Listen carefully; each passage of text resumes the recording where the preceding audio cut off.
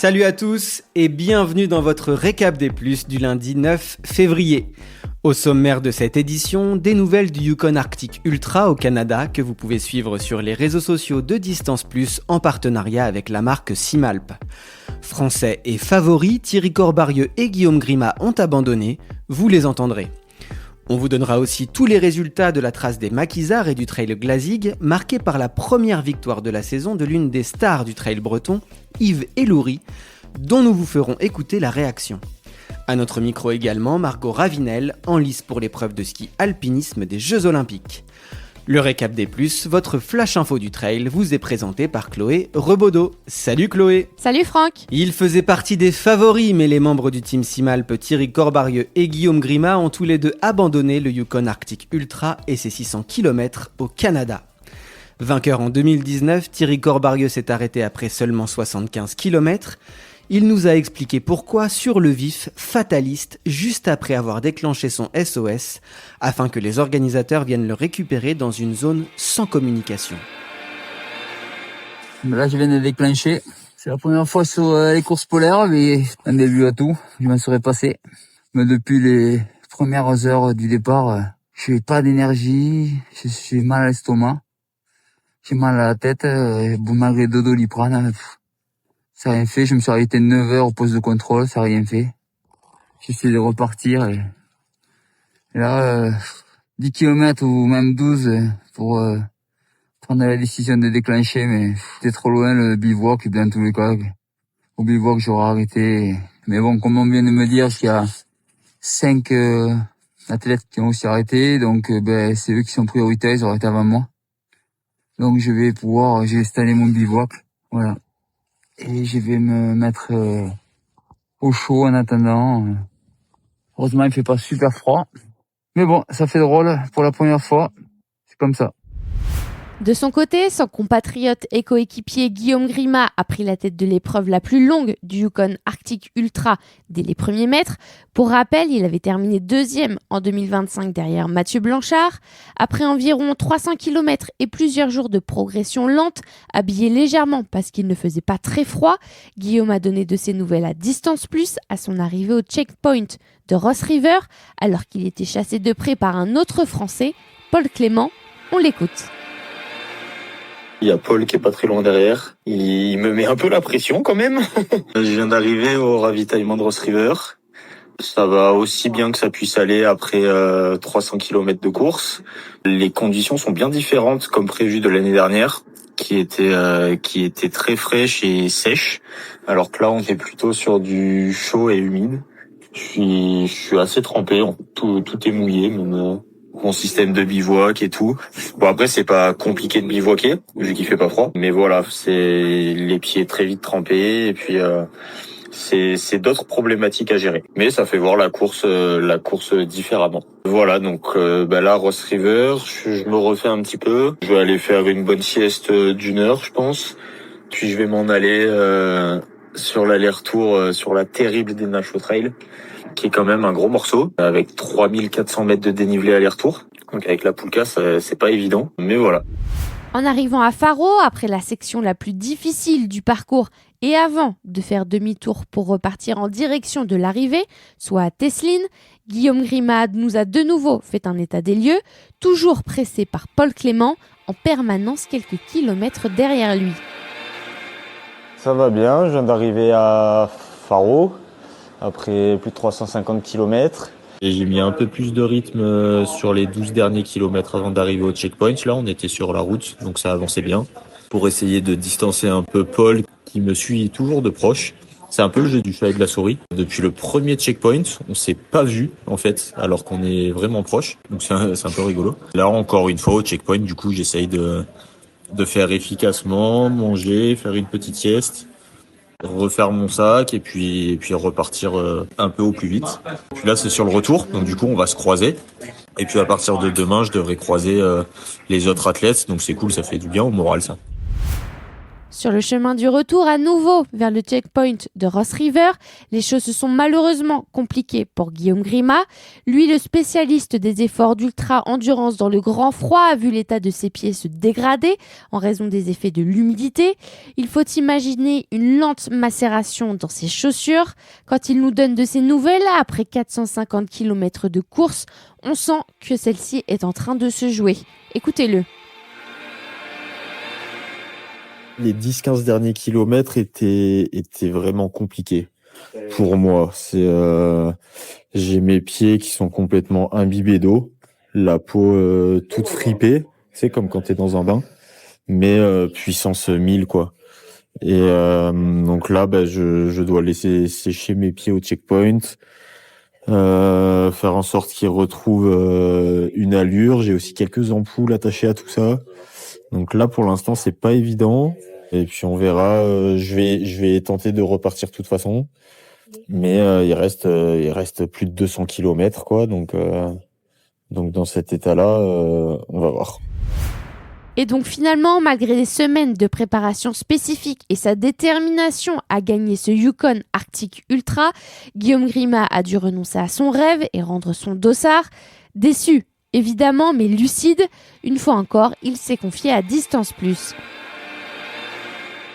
J'ai décidé d'arrêter à Ross River pour mes pieds, là, vraiment. Ils pouvaient plus continuer sur le moment. Et puis, même si je m'arrêtais 24 ou 48 heures, parce que j'avais le temps, enfin, là, c'est encore gonflé et tout. Donc, je pense que c'était quand même la bonne décision à prendre. À l'heure où nous enregistrons ce lundi 9 février, le Français Paul Clément mène la course. Après 550 km, il lui reste environ 100 km à parcourir. Paul a à son palmarès un top 100 sur le Grand Trail des Templiers et le 90 km du Mont Blanc en 2025, ou encore une 45e place sur la Diagonale des Fous 2024. Et on vient d'avoir des nouvelles de Paul Clément. Écoutez-le. J'ai passé la nuit dans le brouillard, beaucoup de neige, beaucoup de poudreuse, donc c'était très énergivore. Ils savent pas trop comment est le sentier, je crois qu'il y a aussi beaucoup de neige. Sur Evelyn Creek, donc on verra bien ce que ça donne, mais j'espère que ça sera pas comme aujourd'hui. Pas trop de pépins physiquement pour l'instant, mis à part mon releveur du pied droit qui me fait vachement mal. C'est le fait d'avoir les raquettes une bonne partie de la course. J'ai pas trop de problèmes d'humidité au niveau des pieds, donc ça c'est plutôt positif. Et sinon, me retrouver devant. Bon, il reste pas loin de 100 km, donc c'est encore long. Le but, c'est de terminer la course, donc on va essayer de prendre les choses étape par étape.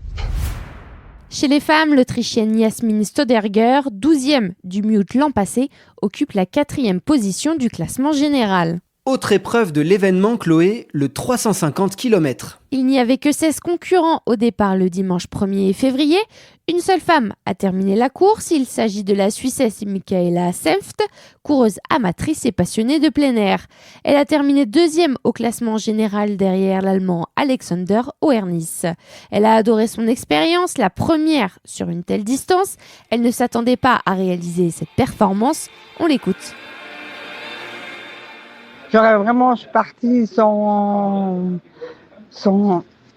avoir d'a priori, en me disant je vais aller step by step et puis on verra où je vais, jusqu'où, avec qui, comment. Et puis finalement, j'ai su que j'étais 2e. Alors après, je me suis pris plus dans le jeu en prenant un minimum de pause et puis en mangeant, en marchant. Et puis, voilà, je suis arrivée juste après Alexander. Ouais, 12 heures après, juste après, 12 heures après.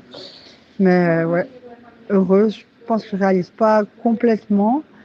Mais c'est incroyable parce qu'on est tous une grande famille. Quand on arrive là, quand on se voit les uns les autres arriver, on partage le même goût de l'effort, les mêmes sensations.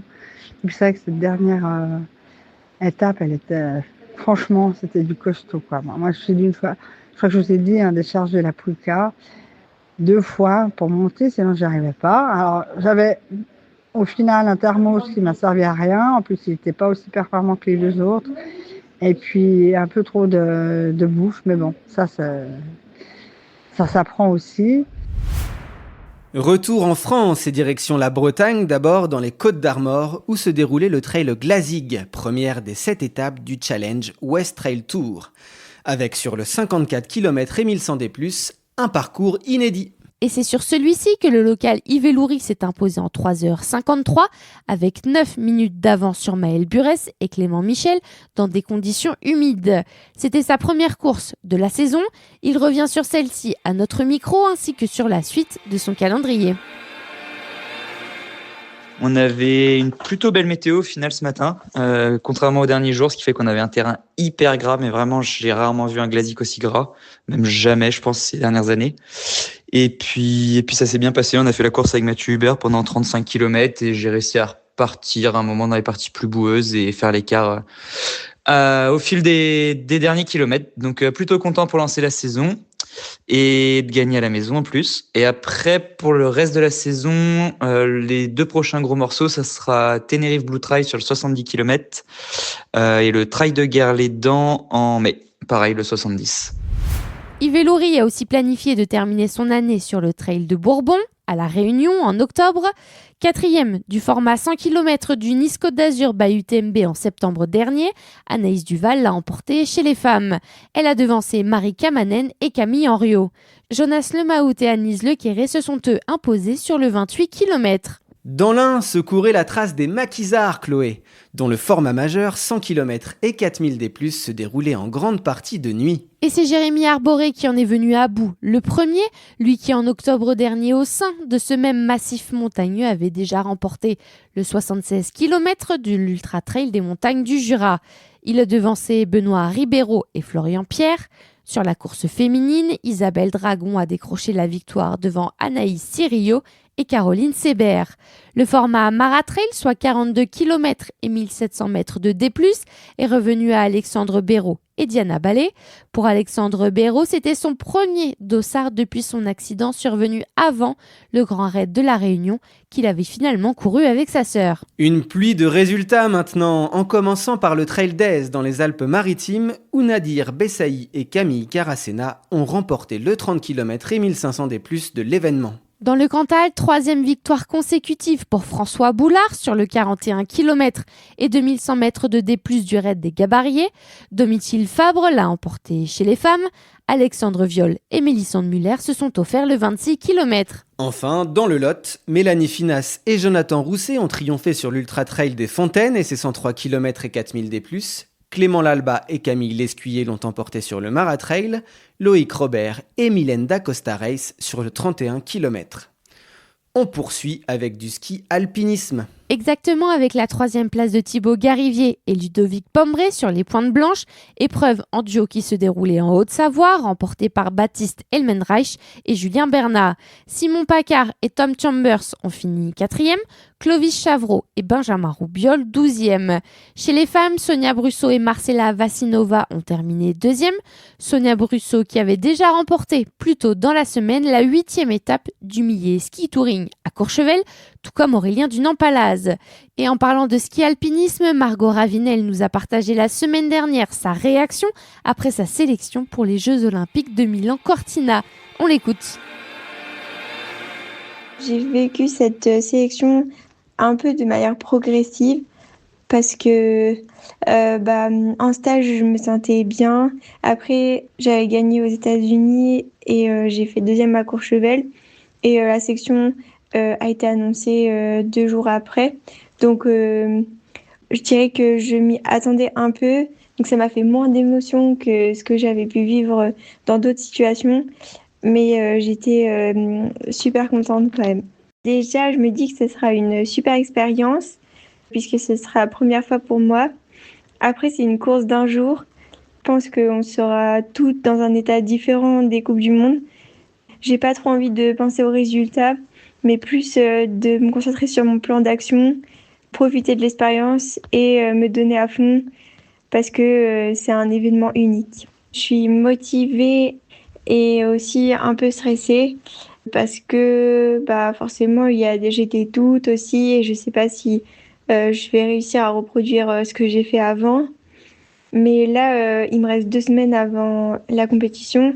Donc j'ai envie de profiter de ces 2 semaines pour finaliser la préparation, passer du temps aussi avec mes amis et mes proches pour me régénérer.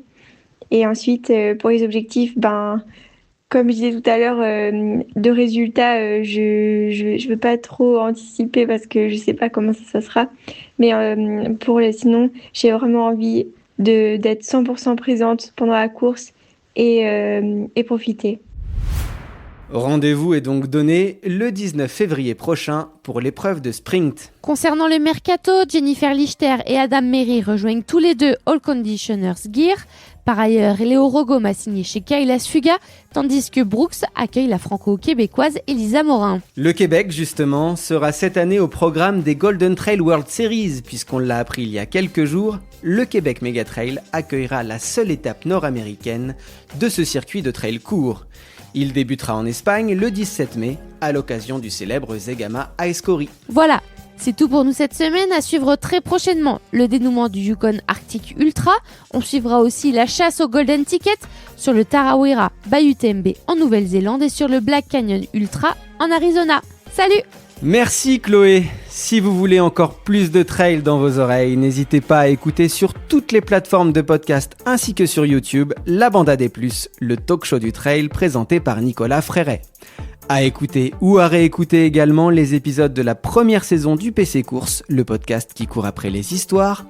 Ici, place aux émotions, aux confidences, aux récits, aux histoires fortes pour parler course à pied, que ce soit sur route ou sur sentier.